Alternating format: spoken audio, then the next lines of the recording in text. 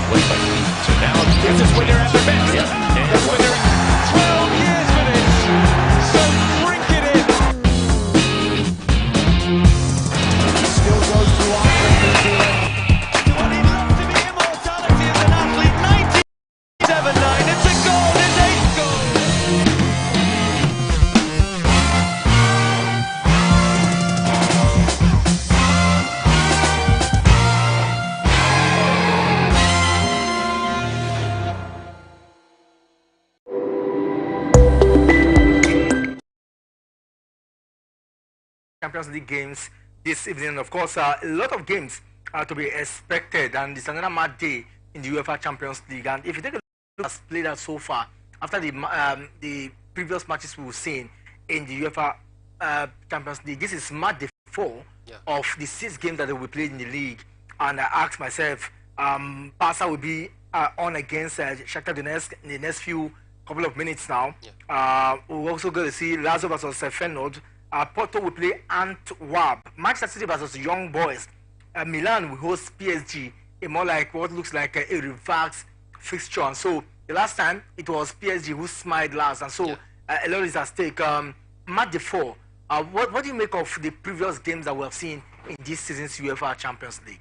I think the previous, result down, because their league, just like I said, is very, very cagey and very dicey, that none of this team will be ready to lose any point this time around. So I see this game tonight as a very big one, not just for AC Milan, but for, the sake of their fans who, have ruled the chances of AC Milan not, starting the league and even the Champions League pretty well, because this season they have actually struggled, talking about AC Milan. And they are the second most successive team when you talk about Europe. After Madrid, who has won the Champions League about 14 times, the next on the log is AC Milan with 7 Champions League trophy out there. So the reputation that AC Milan have going to the Champions League. So I see this one as a very dicey one tonight. AC Milan, you just mentioned when you look at their effort, the game tonight will be played at the win against Newcastle, and same with the Borussia Dortmund. Truly, this looks like the group of death indeed. Honestly speaking, I had to go back and review their past games as well. Take a look at their table standing. I think for me, it's a do or die game for AC Milan if they think of progressing through the group stage tonight. I think AC Milan need all the 3 points more than PSG do. Why? Because AC Milan, just like you said, seated at the bottom of the table, with 1 point to show for it. If they lose game tonight, just like you said, it will be very, very difficult. Going away to Dortmund to, get all 3 points, or even to Newcastle to get the 3 points, I think it will be very, very difficult. And the coach, knows what is at stake. Just like he was speaking, in the pre-match conference a few hours, he said that he understands the magnitude of this caliber of game, and he also considered the fact that they have not been at the top of their game. But he said tonight about the Newcastle Dortmund. I think Newcastle here, they are a little bit very shaky. They are not consistent this season, we may want to say, in the Champions League. Though they started as though they have this glimpse of hope, because over 20 years, don't forget that they played the Champions League last. They made it through this, for the Champions League. And their first leg against AC Milan, they went away and picked up a very vital point out there. And for me, I think playing against Dortmund, that is coming at the back heel of losing woefully against, their rival there, talking about Bayern Munich, I think they will have one eye on the fact that they want to pick all 3 points, so also to appease their fans at home, courtesy of their last weekend loss. They want to make up for that, and this makes it even more very cagey and more tight for Newcastle United out there. But tonight, if you ask me, I think the pendulum is going to swing in favor of Dortmund. Why? Because they are seated fourth in their league. No, even same with Newcastle. I mean, anybody could win tonight, and sure. If Borussia Dortmund wins tonight, they will have 7 points. Yeah. Well, we saw how they were seriously trashed by Newcastle, 4-1. Very massive victory for Newcastle out there. They will also want to make a very strong statement, and this leaves all these 4 teams in the group, scampering or adjusting to make sure that they pick all 3 points. And this makes it even more interesting, tonight, because both Newcastle United and Dortmund will want to go for the all 3 points, and that makes it even more keenly contested. We are still reviewing tonight's game in the UEFA Champions League. It's match day 4, and of course, I will bring to you all the expectations as we quest to some of the matches. In the next few minutes, some of the games will come out live, and of course, I will bring you up to speed with some of the results from those various centers.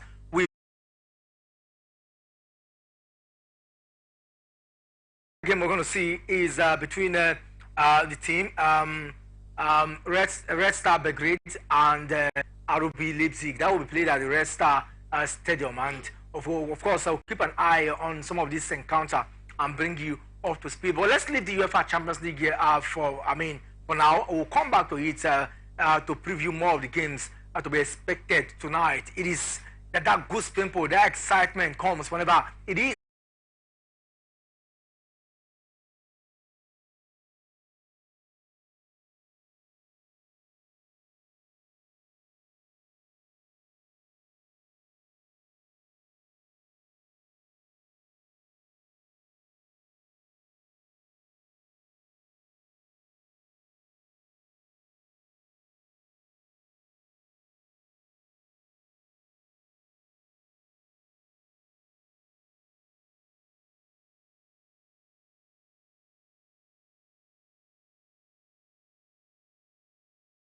Nigerian Premier Football League. Just match day 7, we already have about 3 away win, which is something that is very, very strange, before. But now, teams can go away and pick the result because they know that they still have time and, season as well to introduce new players that can help them. Of course, they got more time to really adjust team schedule and, of course, prepare massively for what is to come. I was looking at the Nigeria Premier Football League, match 7 that was concluded yesterday in 2 different centers. We also looked at the game that was played at Yenagua, and clearly 3 goals were scored. Brilliantly, we saw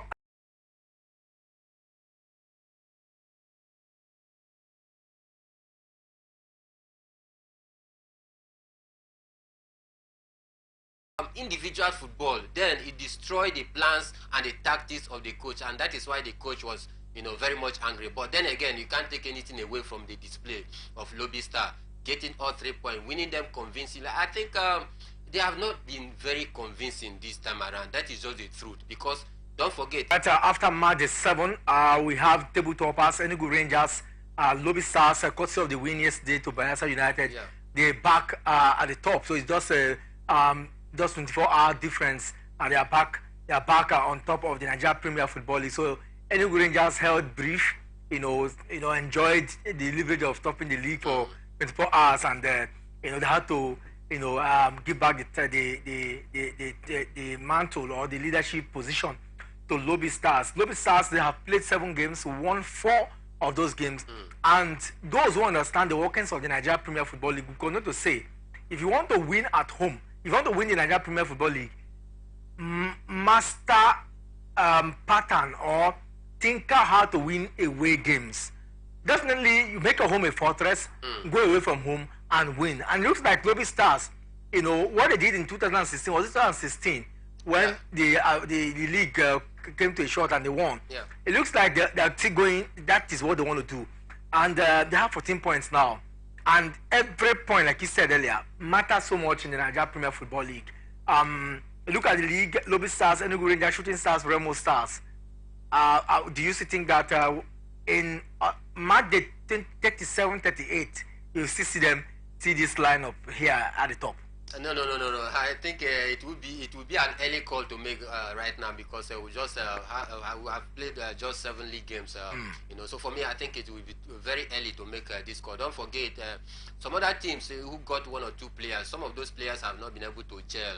You know, so they need time. As the season progresses, as the match is coming thick and fast, you expect team to gel together, and some of these players will get their rhythm, you know, and get their tactics right. And for me, I think, like I said, it's a too early call to make, because it started very badly. Exactly. But close to the teams that will be playing in the Super 6, and of course the rest they say is history.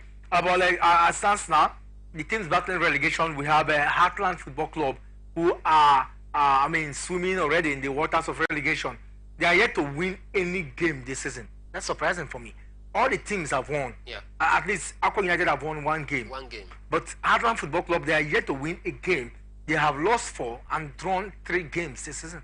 Very dismal performance from Heartland, you want to say. I think there's need for them to, you know, look at for what seems to be the problem and correct it immediately right now, because if they continue with this kind of shambolic display, and you know, the season is continue to go, I assure you that they are going to, you know, be relegated, because you can't be having this kind of very poor result and you think that you want to stay afloat of the NPF. That is so difficult. So for me, I think there is need for them to brace up. They should, you know, raise their game so as to pick up 1 or 2 at least a victory first, to get that confidence back, because what the team is lacking right now is that confidence. This weekend for them is for them to get all 3 points. I think that will give them that confidence. Certainly a lot of expectation, but we cannot leave the Nigerian Premier Football League without informing you that tomorrow there will be a cracker in Kaduna, where Doma United with 3 tackles against Bende Insurance, and this is for Doma United. It looks like Kaduna is a fortress for them. Darling team, and having the 12 men, you know, behind you, talking about, you know, not living up to the expectation, then it jeopardizes the effort of the league body in their frantic effort to make sure that they reposition the league and make it more attractive. And again, coming at the time when partnership deal with the broadcast, you know, giant out there that will televise some of our games. It will be very very bad if referee are not living up to the expectation when our matches are being aired live on television, and you should expect that professionalism. But if the referees are not living up to the standard, you know, I think for me it will be pretty bad. So for me, I think it's a right step in the right direction to make sure they tame this referee, you know, from this one-ton attitude of you know, trying to give home teams, you know, win at all costs. I think for me this should be outside of the equation. If a team plays well, a away team goes away and plays well, and they deserve to win, why punctuate their effort? I mean, they are casting doubts on the quality of the league, and for me, it will speed no good. So for me, I think it is a right step in the right direction, trying to, you know, get this referee that have been fingered in one wrongdoing or the other. I think it will serve as a deterrent to others, you know, with the rules, you know, with the rules of the game. They will be definitely banned, or the hammer will come against them, and by doing so, they are going to take caution. So for me, I think it's a nice one. It's a nice one, and just to move away a little from football, let's bring you some tidbits in table tennis. We hear that Aruna Quadri dropped 1 spot from 15th to 16th in the latest international table tennis federation. In a not distance to come, then Umar Asa is going to topple him. Of course, some of our players not doing, a lot is expected in the women's category. Nigeria women's top-ranked player Fatimo Bello is ranked 118th in the world, while Ofyong Edem occupies 142nd position.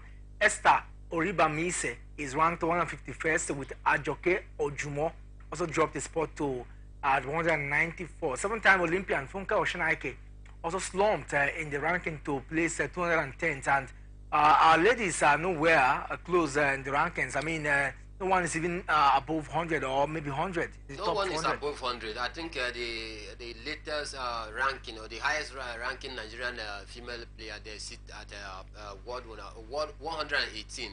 And for me, that is too poor.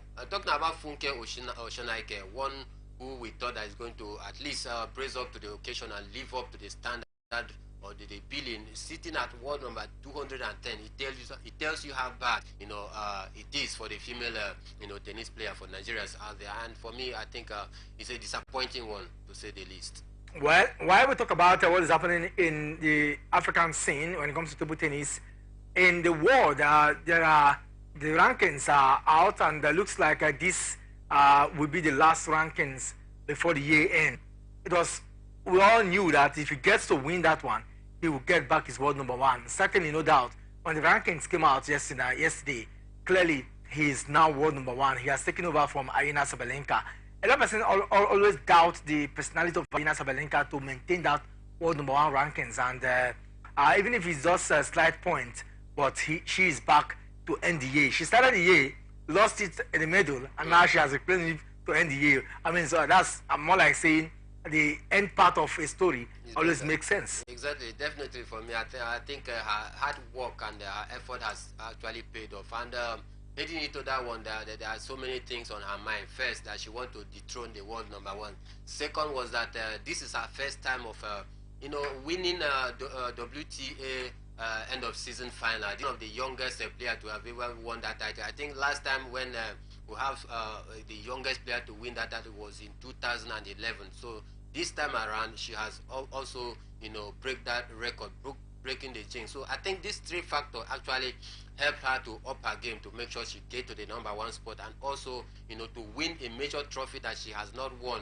for her first time. This is her first time of winning the WTA season ending. So for me, I think truly deserving to sit at the world number one. And I assure you, if she continues to maintain this consistency and put in hard work, she's going to stay there for a quite long time. But then again, in the WTA category, we have lots and lots of competitors out there that is going to give her a very good run for her money. The likes of Pegula, the likes of Coco Gauff, just name it. So for me, this is the beauty of the WTA, the rivalry that is involved. Rivalry that is involved. And so let's take a look at the rankings, top 10 rankings in the women scene. Let's go to tennis as we look at the rankings in the women's scene. Iga Swiatek is number one already, and of course, but it looks like apart from Iga Swiatek, also in the men category, Novak Djokovic continues his run of form after winning the Paris Masters. There is no doubt that he will certainly end the year as world number one. 11,445 points is the point advantage for the Serbian. I think it's a very massive display for him out there, and this is the master of the court. That is how I like to call him. He's one man that you can't take away the quality that he brings to the table when it has to do with table tennis. And one man we thought that was going to give him a good run for his money. Talking about Carlos Alcaraz, just felt like a pack of cards when he was defeated early in this competition. And the point disparity now. Disappointed a little bit as when you compare and contrast ATP rankings, and then Carlos Alcaraz is second, Russia Daniel Medvedev is third, Jannik Sinner is fourth, and we have Andriy Rublev who is seated fifth. Stefanos Tsitsipas injury, no one gave him a chance to come this far, even to make it to the. Looking at stories making round in sports, but our focus is on the UEFA Champions League. We'll go on a quick break now. When we come back, we'll look at the rest of games to be expected tonight in the ever exciting and most watched league in the world.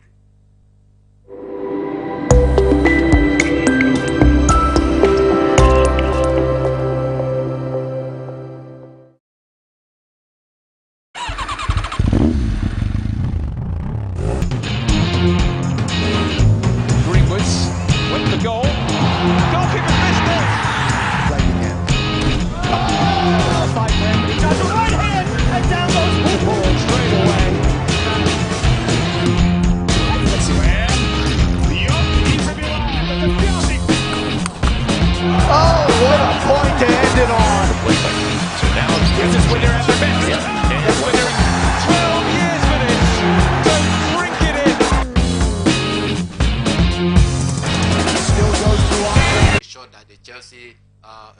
were trying to, take in the 18-yard box. So for me, I think it was a deserved victory for Chelsea, I want to say, because they actually worked very hard to get the result. Don't forget, even when Tottenham were down by nine men, they still were able to hold their own very strong to large extent of the second half. It was close to the 9 minutes of the game that Chelsea find those breakthrough when those through ball came in, and Jackson capitalized on those through balls and punished Tottenham. I think it's a good one. Let's hope that this one is going to be a morale booster for Chelsea heading into their next big game against Manchester City, because it promises to be very, very mouth-watering. But I stand right now, Tottenham have dropped the first point of the season at home. Okay, that game is also in the 4th minute of play. We hear that the game tonight between AC Milan and the violence. This is what we keep preaching against, football without violence. Most fans, because of the excitement, they tend to take it, a little bit more serious, trying to, psych their opponent from not, enjoying themselves. But for me, I think violence should totally be outside of football, because football is one game that unites the world.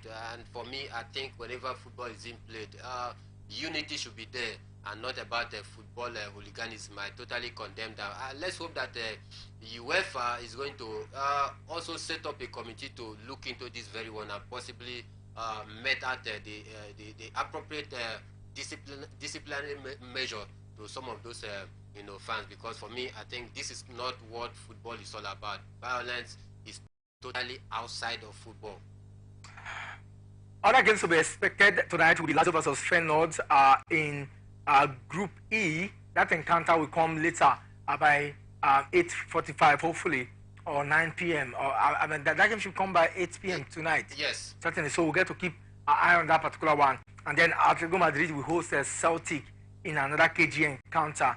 And Atletico Madrid, when you talk about them, they lost over the weekend, and they're not. They wouldn't want to lose at the Wanda Metropolitano against Celtic. So more like a very crunch encounter for them. But if you look at the table in Group E, it's Feyenoord having 6 points, Atletico Madrid 5 points, and then Lazio are seated 4 points, and then Celtic, the team from Scotland, just a point. And so for tonight, it will be Lazio, they are playing in Italy at home. So Italian fans will be getting... This is Champions League, and the group is very tight. 6 points, 5 points, 4 points, and 1 point. You can see how close, the margin is. And all these teams will be ready to give out their life to make sure that, get all 3 points. Because we know the huge amount of money that is involved. In a club just qualifying from the group stage of Champions League, boy, there's a huge amount of money that is involved. So most of these teams, they also know that, though, even if they can't get to the Champions League final, but let them just get through to the group stage and get the money first before they think about any other thing. So for me, I strongly believe that it's going to be a very, dicey encounter tonight. Dicey encounter. Porto and Antwerp will also tackle tonight in Group H, and that game comes up at 8 p.m. tonight. And so we'll keep our eye on that particular one. But just to inform you that stands now, Porto do have 6 points in their group, and a lot is at stake for them. And so Porto, they've not shown some brilliance, but somehow they have 2 points. They have 6 points so far in the league this season. Definitely, what matters is the ability to grind out the result. They have not been that Porto we saw last season that was scoring goals for fun.